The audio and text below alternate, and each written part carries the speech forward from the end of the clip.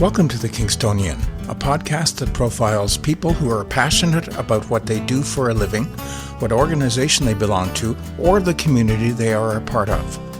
Here is your host, Dave Cunningham. In this episode, my guest is Julie Tompkins, a seasoned professional whose career has been focused on the art of communication. From writing commercial copy at a radio station to her current role as Vice President Corporate Services and Chief Communications Officer for Empire Life, Julie has honed her skills in getting the message out effectively. Join us as we discuss the importance of communication in all aspects and learn from her expertise in the field. Here is my conversation with Julie Tompkins. Julie, welcome to the podcast. Thank you, Dave. It's nice to be here. Just a reminder to those of you who are listening to the podcast that we are recording this particular episode in March of 2023.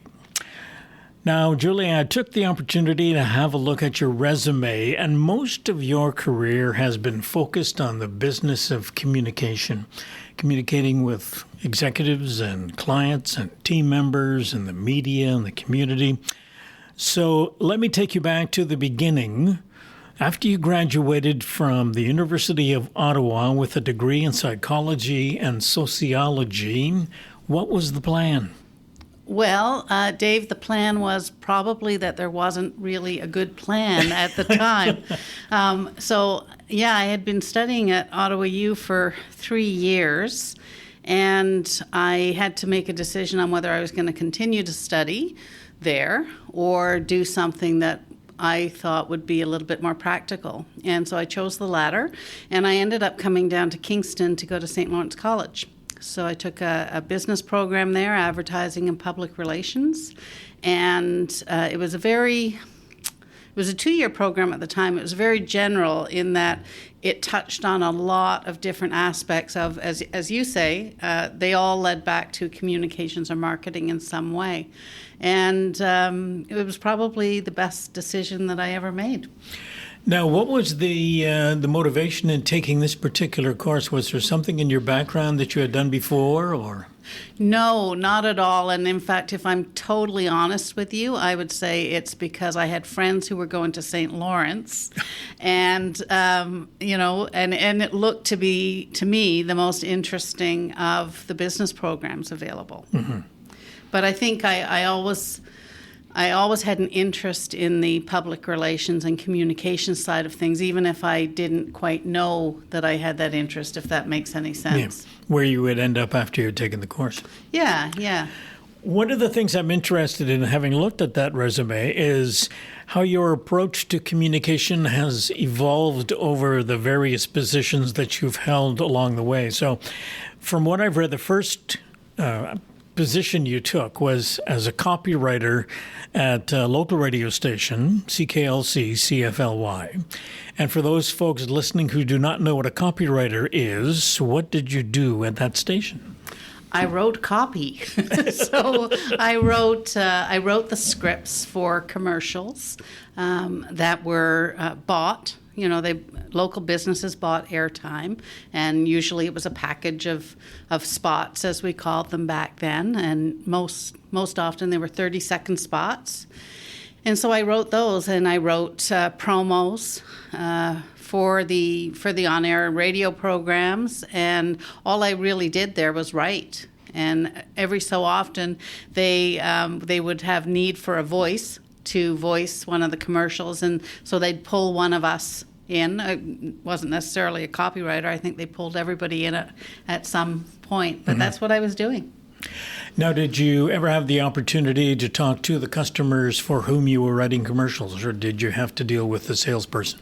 The salesperson, as you well know, was the go-between. Mm-hmm. But because of the nature of the community, too, Kingston being a relatively smaller city, we did have that access to the clients, and so it wasn't unusual for us to speak with the clients. I mean, I can remember one of my big clients was the Lakeview Manor, which of course is now gone.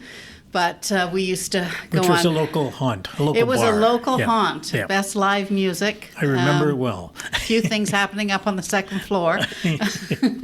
But I would go out with the sales rep to the Lakeview Manor, and we'd sit around a table and figure out what we were going to focus on for the next campaign. They made a good clubhouse. They sure did. Yeah, I've had lunch there a couple of times in years gone by. After a while, you decided to cross the street and using the terminology that radio people use, and you went to work for the local television station doing the same thing, correct? Yes. So I had been working at CKLC for about 3 years, and John Tucker, who was the general manager of the TV and the radio stations on Queen Street, gave me a call one day and asked if I'd consider writing for TV.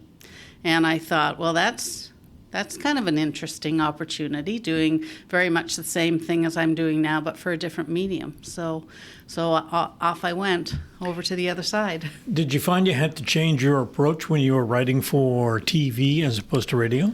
Yes, because when I was writing for radio, you just have the audio, and I can remember one of our leaders back in the day used to say, radio is theater of the mind. So you're using your words to evoke images in the mind of the listener. And then, of course, when you start writing for television, you've got audio and visual.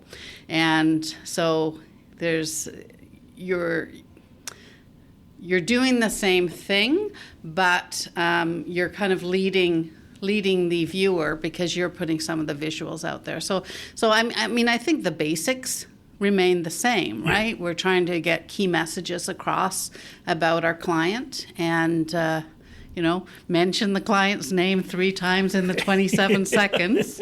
But there were some subtle differences too. It's amazing the things that you remember from your past and what you did.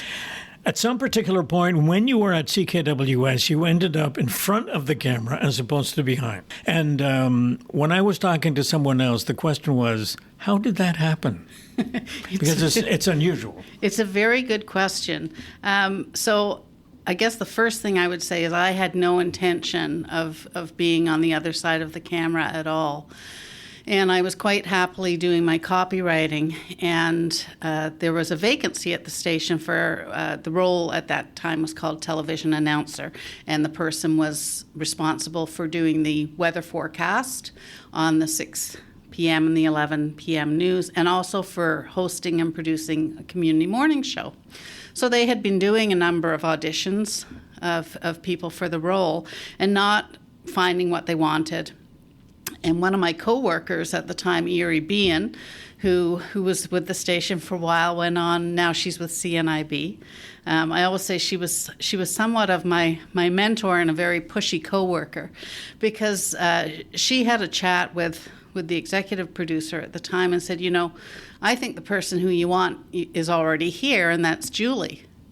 And so they asked me if I'd do a studio audition. And I thought, well, I can't say no. My bosses are asking me to do something. I can't say no, but they will very clearly see the error of their ways once I do it. So in I went to the studio, and Floyd Patterson, who's a legend in his own time, was the person who they had interviewing me for the studio audition. And it was fun. It was quite interesting, and but again, I didn't think it was going to go anywhere, and it did. And suddenly, I was doing the weather and hosting and producing the morning show. And how did you feel about that? I was terrified. I can remember the first night I was doing the news live, and my knees were knocking, and I got the cue from the cameraman. And after we went to break, he said, I think I could see your lips shaking. So initially it was very scary for me, but I really enjoyed it. I did it for a couple of years. It was a whole different part of television for me. And then on the community show side, we did Limelight first, was a was a half an hour show, and then we turned it into an hour-long show called This Morning, which I co-hosted with Floyd Patterson, and got to meet so many interesting people in the community. It was really great. Yeah. And you worked with a team of people when you were doing the news at 6 and 11 o'clock. Yes. Correct? So that would be like people like Dick Trotter. Yes. Dick Trotter and Christine Ross were the news anchors, and Mark Potter was on sports, and I was on weather. So I was surrounded by three greats who really knew what they were doing, and they certainly taught me a lot, and we had a lot of fun at the same time. It's very interesting to build up a team like that, too, when you're doing it on a regular basis and one person can help the other if there's a situation that comes up, and it makes it a lot more fun if you have somebody working like that with you. Yeah, exactly. You, at some particular point, you decided to move on and do something else. And what was the catalyst for moving to the local health unit? Well, I had started dating and married my husband by that time, and he also worked at the television station. So we were starting a family, and we were both in unionized positions. So we had a discussion, and if there had been any sort of labor action, we would either both be on the picket line or we would both be locked out. Yeah. So we decided that one of us should probably move, and it just so happened that there were more potential opportunities for me at the time. I had a sister-in-law who was a public health nurse who was aware of a new role that they were creating in public health, and it was for essentially public relations and marketing. And so I thought I'd just throw my hat in the ring, and so I did move, and then it wasn't long after that there actually was a lockout. So I think our timing was pretty good there. I think that happened after I had left. I think so. Yeah. I think so. It's from a communication perspective, when you're working at the television station and you're doing the morning show, so you're communicating with the guest who's there, but you're also trying to communicate with the audience who is watching and trying to help the guest get across the points that he or she wants to get across. So now you've moved over and you're doing public relations at the local health unit. What sorts of differences were there in the whole communications thing when you were at the health unit? Well, I think as you have just very eloquently said, you're trying to get across what your, the messaging that your guest or your client has. I think when I started doing the television thing, I wasn't very experienced, and I didn't understand that. I still had a lot to learn. So my motivation was not so much focused on what the client or the guest wanted to portray. It was, how do I get through this segment? And I always say my first interview on the show, I think I was interviewing Ian McCaskill from Kinnear D'Astaire Jewelers. And we were interviewing about gems and diamonds and all of that stuff. And there were 3 segments in the show, and I think each of them was at least 7 minutes long. And I plowed through my questions, and we had used up about 3 minutes. So luckily it was live to tape, so there was editing. That's why I have several pages of questions in case. Well, there you go, right? But so then by the time, I very quickly learned that it wasn't all about me. Yeah. It was about the guest, or it was about the client. And that's something that's stayed with me ever since. So then moving over to public health, it was a whole different area because it was very much focused on social marketing and health promotion and health protection. And so it was really an opportunity for me to dig a little bit deeper into the marketing side of things. Mm-hmm. And working with health promotion specialists on campaigns, quit smoking campaigns and immunization campaigns and that sort of thing. And really more of a being on the other side of the camera, literally and figuratively, in terms of really acting as a publicist. Mm-hmm. Did you ever end up as a guest on the morning show on TV after you had moved to the health unit? I did. I did, actually. And usually it had to do with some sort of outbreak of infectious disease that the media was looking for more information on. And so it wasn't a fun interview? Well, you know what? Really? There were some fun interviews, and some of them, you had to stick to your key messaging. That's right. That's right. So after a certain length of time working for the health unit, you decided to move over to where you are now, which is Empire Life. And before we talk about that move, for those people who do not live in Kingston, talk about Empire Life. What is Empire Life? So Empire Life is a Canadian insurance company. It's probably more accurate to say financial services company.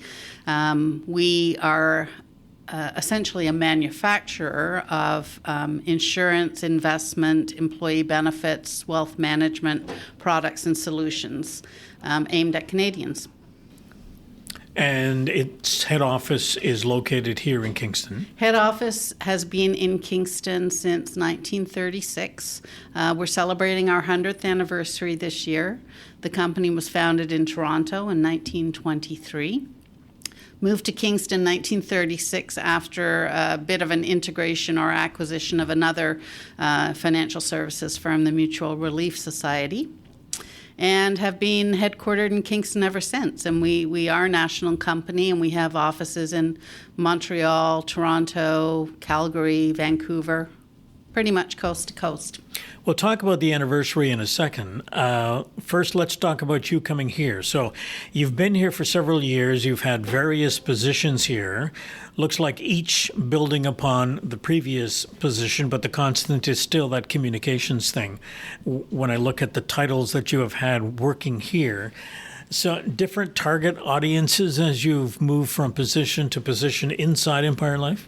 Yes, when I joined Empire Life, I joined as a manager in our national marketing area, and my portfolio was what we called at the time sales, promotion, and communications, which was really a fancy word for doing a lot of events organizing and materials development. But one of my primary responsibilities coming into the new role was organizing and executing advisor conferences. So incentive travel was used very heavily back then with the financial advisors that insurance companies did business with. So I joined the company, and within a month I was in London, England, running a conference.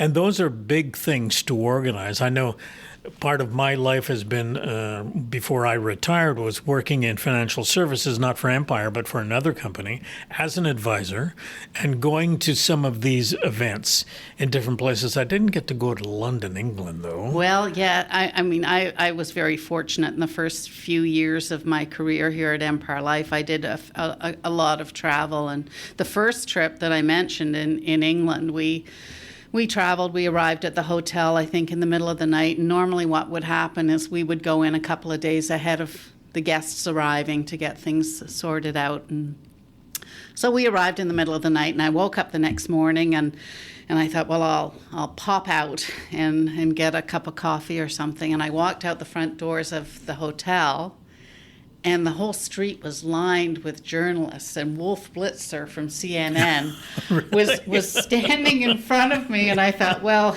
I know we're a big deal, but I don't think we're that big a deal. You're making it to CNN. Exactly. So it turned out that Madeleine Albright, Benjamin Netanyahu, and Yasser Arafat were having peace talks at the same hotel. Really? Over the same period of time that we were there, which was very interesting.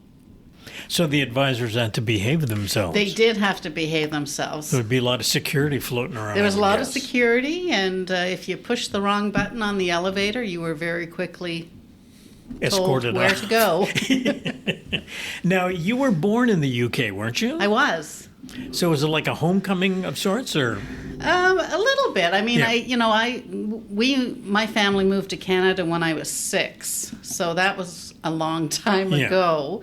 But there's always, I think, wherever you come from, there's always a little bit of an affinity for for your homeland, if you will. So, and luckily, whenever I've gone to England on business, I've always been able to tack on some time to visit with family. The rest of our family's still over there. Still over there. Yeah. Good. When you have moved up inside Empire Life and taken on different positions, how did you educate yourself with respect to changing, because you would have to change the focus on who you were dealing with as you moved up into various slots? What sorts of things would you have done to enhance your skills as a communicator? Well, it's very interesting because, as you've pointed out, I've had communications as part of my portfolio almost from the get-go. So I had my first few years in marketing, and then I've always had communications, but I've usually had another portfolio tacked on. And sometimes they make sense, and sometimes on the surface, they don't. So, for example, now I've got corporate communications, graphic design, and linguistic services on one side of my portfolio. And on the other, I have facilities, mail, records, security, and that sort of thing. So they don't seem to fit together. That's a big list. Well, it is. It's a big list. But one thing that I've always been very fortunate about, and when I'm talking with my younger team members, when they're asking, for coaching advice on their careers and that sort of thing, it's like, always believe people who have more faith in you than you have in yourself. Because I've had for virtually all of my roles here and before Empire, I've had somebody who's kind of put up their hand and said, I'd like you to try this, or I think you can do this. And quite honestly, most times I haven't had that same level of faith or confidence, but I've been willing to give it a shot. And that goes back to Erie Bean and suggesting it goes back to Erie Bean. You should audition for the TV role. Yeah. Yep. So I always say to my team, if somebody asks you to do something, have a really, really good reason for saying no, but otherwise give it a shot, because you never know. You never know. There's a few areas I'd just like to explore, if you don't mind, and that's talking about how you motivate staff. And let's talk about community involvement. And in Kingston, Empire Life is really big with respect to the United Way. And for those people who may not be familiar with the United Way, why don't you give us a little description as to what the United Way does? Ooh, in general terms. Not sure I can do it justice, but United Way is sort of I describe it as an umbrella organization that is comprised of a number of different agencies and other organizations that are focused on bettering the community. And so it's the United Way in Kingston's been led by Pavna Varma for a number of years now. And she's recently announced her retirement, and I'm sure there was a few shockwaves for that, because she's really mobilized that organization, and it's just such a critical support to the community. So at Empire, our involvement with United Way goes way back to, I think it was probably in the mid-'70s when we started a workplace campaign. And so it has been one of our primary community partners or initiatives for many, many years. So we launch our workplace campaign in conjunction with the community campaign each fall. And we usually have a lot of fun doing it. We always have a couple of co-chairs, and they pull together a committee of volunteers. We do some special events. Things have changed a little bit with pandemic. And then the company matches all of the employee and retiree donations to a maximum each year. And so it has become a big part of Empire Life culture. You always get a lot of involvement if you make it fun. Yes. I think that's and have food. My experience. And have food. Food is a big thing here. I forgot about that. Let's talk about celebrating 100 years. I was looking through websites, and I noticed that there's several outfits who are celebrating 100 years, either last year or this year. The local taxi company, Amy's Taxi, is 100 years old. Canadian Tire turned 100 last year, and the Queen's radio station, CFRC, celebrated their 100th. How do you, or what do you do here? How do you motivate staff to celebrate, to recognize the anniversary? And do you take that campaign and send it off to the public to tell them you're celebrating your anniversary? Well, I guess the first thing I would say is how we're celebrating our 100th this year might have been very different had we not had the pandemic. So we turned 100 in January. We're still not back to 100% in-office attendance as we were pre-pandemic. And that's not for any other reason than during the pandemic we reverted to, or we mobilized to work from home, and it's worked well. And so we probably have maybe 20-25% of our normal in-office attendance on any particular day. So I would say that, for us, for the 100th, a lot of it is very internally focused. And we really don't have that direct-to-consumer buying relationship either. We work through financial advisors and managing general agencies. So we're not a brand that is very well known with the public like Canadian Tire would be, right? So our brand is very well known with the partners that we work with. It's very well known with our own employees and with our home office community. So what we've done is we did, of course, have cake in January. And must have been a big cake. It was. There was actually a couple of cakes, and we've been putting together a digital commemorative magazine and releasing 1 or 2 different spreads each month to employees. We are planning an event for the fall when we think that we'll probably have better attendance. We can bring in some of our retirees. Most of our retirees are in and around the Kingston area, and we certainly want to recognize their contributions over the company's history.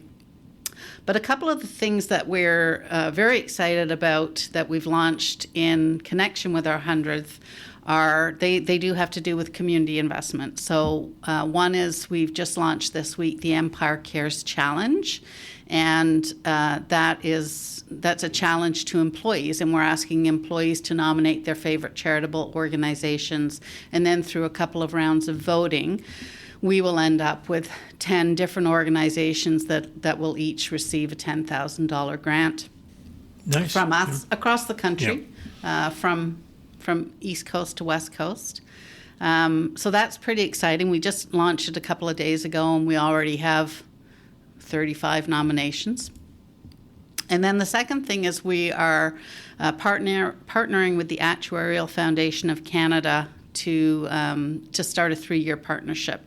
And the Actuarial Foundation of Canada, we have a lot of actuaries who work in the insurance business. And so this is a foundation that is focused on a number of different scholarships and grant programs.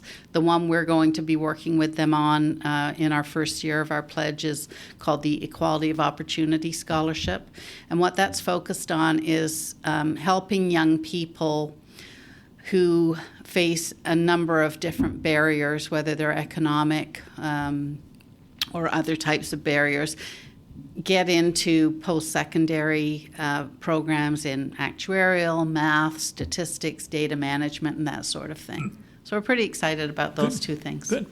There's a concept I'm sure you're familiar with, and I'm guilty of it and notice it too. And that's, there are things around your hometown that have been here forever, and they're important, they're big, they're large. Some of them are tourist attractions, and some of them are just buildings that you should be visiting or companies you should be aware of.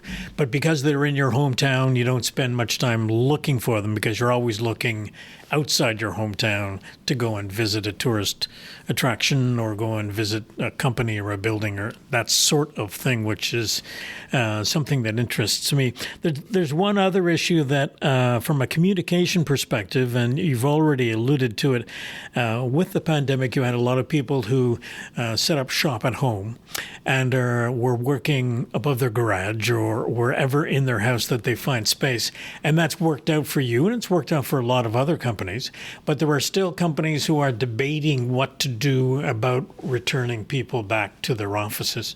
And one of the concerns is the physical structure that they've been using for 87 years in your case. And there was an announcement that came out not too long ago that indicated that Empire Life was going to be selling the building that they're currently headquartered in. And there's no real place that you're going to at this point, but it's a pretty big parcel of land in the downtown of Kingston. So you're communicating the change to your employees, you're communicating the change to the media and to the community and to the Downtown Business Association, right, or whatever. How's that been from your perspective, from the stuff that you've got on your desk to accomplish that? How has that been in terms of what kind of a challenge? Yeah, the communicating to different types of people the same story. It's been, in a word, it's been very positive. So our approach to communication, and we've often, I don't know if you could say we've come under criticism in the past, but oftentimes we've had somebody new come into the organization who's quite a seasoned person who says, wow, you guys communicate a lot. Like, we never communicated this much with our employees. Like, are you sure you're not over communicating? And our answer to that has been no. Like, you can't over communicate to your people, and your people are literally your most valuable assets, and you depend upon them to ensure that your business is profitable and productive and doing the right thing. So we've always taken an approach with our employees that as soon as we're able to communicate something to them that, impending change, that sort of thing, we do that. Yeah. And we do our best to be equally transparent with our other audiences. So, for example, we wanted to make sure that before we signed on the dotted line and made any final decisions on selling this property, that we did reach out to people like the Downtown Kingston Association, KEDCO, Chamber of Commerce, the Sydenham Ratepayers Association, because that's where we're located, and the Mayor's Office and City Council, to let them know what we were doing and why, and that, we wanted to partner with them along the way. Mm-hmm. And the response to that, again, has been very positive. People are very appreciative of just being in the know, right? Yeah. So, and you're quite right, we don't know where we are going yet. We will make some decisions on that as we get a little bit further down the sales process. I would say, certainly, again, the pandemic has been quite a significant factor in our decision. We had started making some changes in some of our other locations across Canada, which is in leased facilities, to make our space more flexible, more collaborative. We have a big complex here, but it's all built and designed on the very traditional cubicle, closed offices, and that sort of thing. So we'd started down that road, but certainly the hybrid work arrangements we have now have made it pretty clear that we're not going to need as much space as we now have. I think we expect that our numbers will rise in the next 12 to 18 months. We'll have a few more bodies in the building, or a building, wherever we are. But for us, it's time for a change. And the other thing I would say is, some people might find it odd to make a decision and an announcement like that in our 100th anniversary year, and we get that. And there's a ton of great memories in this building, and but it's bricks and mortar, and we're going to take those memories with us wherever we go. That's right. And where we go is not going to be outside of Kingston. Yeah. We're here for the long run.